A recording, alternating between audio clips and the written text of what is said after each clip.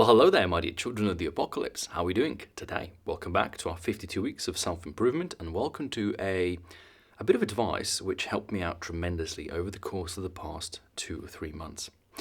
I came across this, it must have been in a YouTube video, and it was called a top-heavy week. And it was essentially a training program for high-performance athletes where they would do the bulk of their training on Monday through Wednesday. Essentially, the first 3 days of the week would be extremely intense, with the workouts then becoming progressively lighter. And I thought, why not use that same principle in the work that we have to get done? Essentially, approaching everything from your actual work or your employment, any kind of project you might be having, any kind of tasks, any kind of things to do around the house, whether it's working out or reading books, everything that you get going. Could we apply this system of top-heavy week, where the beginning of the week is significantly more intense than the end of the week? And the reason why I think this is such an important topic is because a lot of people tend to live for the weekend. You work for those 5 days so that you can go out partying on a Friday, spend Saturday just about getting your shit together, and then spend Sunday just doing nothing. And then Monday rolls around and you're back in the gutter. And I think for most people, that isn't really working. I don't think that should work for anyone because it just doesn't make sense. But I lived that same lifestyle to a certain extent. Obviously not when I was working in the kitchen, because when you're working in the kitchen, you're also working Saturdays and Sundays. Luckily for me, that mentality has retained its purpose. I still tend to get a lot of things done, even if it's just working out on the weekends. It's 2 days, 2.5 days that I don't think you should be throwing away. Just because it's called a weekend. In fact, there's a quote from the book Psychology of Money, which is such a phenomenal book I recommend to everyone to read, where the author states, and this is a very simple, very short quote that you should remember from this video. If this is the only thing you take from it, take this next. If you don't feel like coming in on Saturday, don't bother coming back on Sunday. And it speaks volumes about, perhaps, you could call it the hustle culture, but really it's about maximizing the efficiency of your life. And I realized that for me, ever since the gaming days of sitting behind the computer, playing a video game, it was all about being efficient. Whether it was about improving my English or learning how to edit, or really most of the things I do in life, I try to do them as efficiently as possible. Perhaps it's because I'm a bit hyperactive. Perhaps it's because I want to do multiple things at the same time. And I do try to bundle together activities which make sense.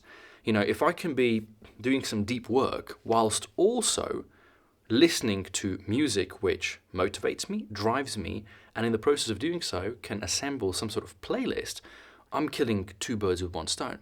So to quickly summarize the purpose of a top-heavy week, it means that we get the majority of the difficult work done in Monday, Tuesday, and Wednesday. And then Thursday and Friday are spent sort of like an entryway into the weekend. Now, instead of actually doing almost no work and then actually no work on the weekend, what we do is we just sort of lower the amount of workload and prepare that we can extend it into the weekend. So we still get some stuff done, but we get it done in a more leisurely way. And we get this beautiful sort of breathing pattern week in and week out. But I personally decided to take it a step further. See, what about a top-heavy day? What if every day you have certain tasks that have to be completed? Say just, 3 difficult tasks, 2 medium tasks, and a couple of light-headed ones. The purpose behind having a top-heavy day is the following. You wake up in the morning, and most of the time we tend to wake up with a left foot. We haven't had a very good sleep. We're sort of a little bit, deprived of energy. We don't really feel like going to work. We don't feel like getting stuff done. And one of the ways to cure that is to always have a highlight of the day. This is from a different book that I haven't actually read, but I heard it somewhere. It's such a brilliant concept, is you have a highlight. Every day there's something you look forward to. And as long as that thing was completed within the allotted 24 hours, you have done something good and you're progressing. So what about a top-heavy day? Well, the way that I approached it is the following. Let's say that today the 3 things that I really want to get done are get a workout in, get a meal prep going for the week ahead, and let's say that I want to read 30 pages of a book. Now, the book is something I like to do in the evening. It's a process. I'm going to talk all about this in a different video if you're interested, because I like reading books just before going to bed. It forces me to do something mindful. It creates an activity that gets me away from my mobile phone, away from the computer, away from the artificial light, and it's actually been improving my sleep quality drastically. So cool, I'll get the book reading out of the way just before I go to bed, hopefully. The working out one is a problem because instead of getting it done immediately as soon as I wake up, you first make breakfast, go to the bathroom, wash your teeth, go to work, all the commuting and this and that. And by the time that you actually get back home, you're now too tired, or so you say. And then that gets postponed and postponed. And by the time you actually are supposed to work out because you're out of time, you're like, wow, but I've still got to read the book. So you decide that one of the two is going to fail. The issue of the regular distribution of tasks tends to be that we tend to postpone them.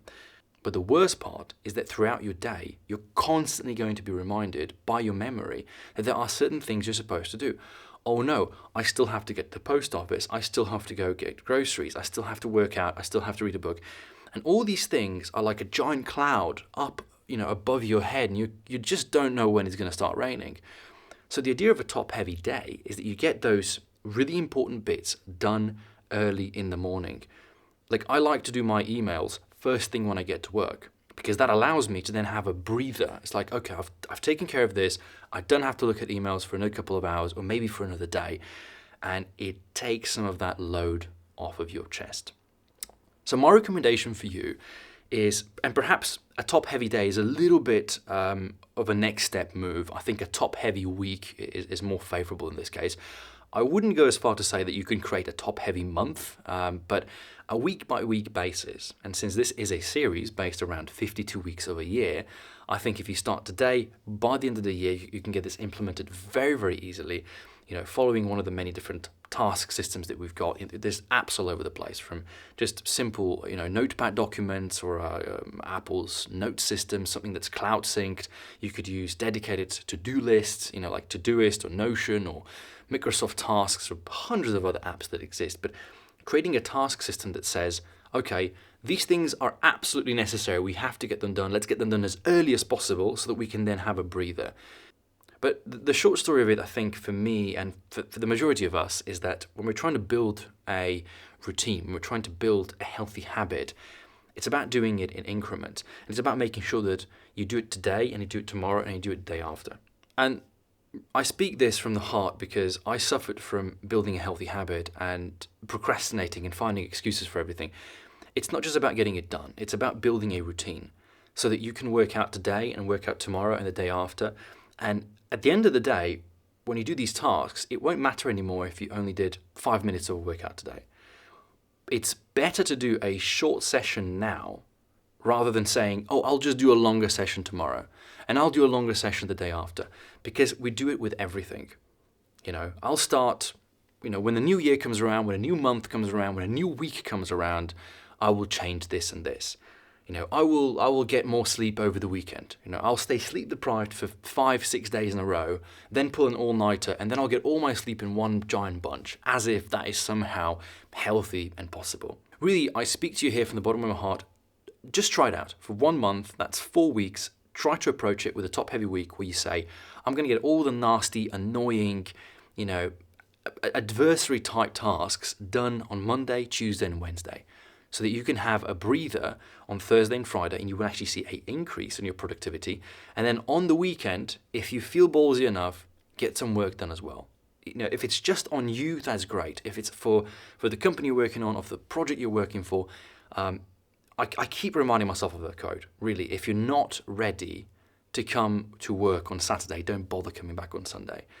I think that the hustle mentality of a lot of the people that have built successful businesses, that have built successful practices, skill sets, if you want to be a content creator, you want to learn editing, you want to be a musician, there's no weekend. It's just work. And I think the concept that we've built in the current society, where you've got 5 days of work and 2 days of doing nothing, is creating a complex case of lazy. And this isn't me being judgmental. This is really just me being observing of my past and realizing that we are all somehow conditioned in some way or another to be implicitly lazy and only get just the amount of work that we have to get done. And I think if we take it that little extra bit further, you and I and everyone else could be way more successful, way happier, and way more productive. So give a try to the top-heavy week, and if you feel that extra bit comfortable, go for the top-heavy day and let me know how it worked out for you. Till next time, take care and safe flying.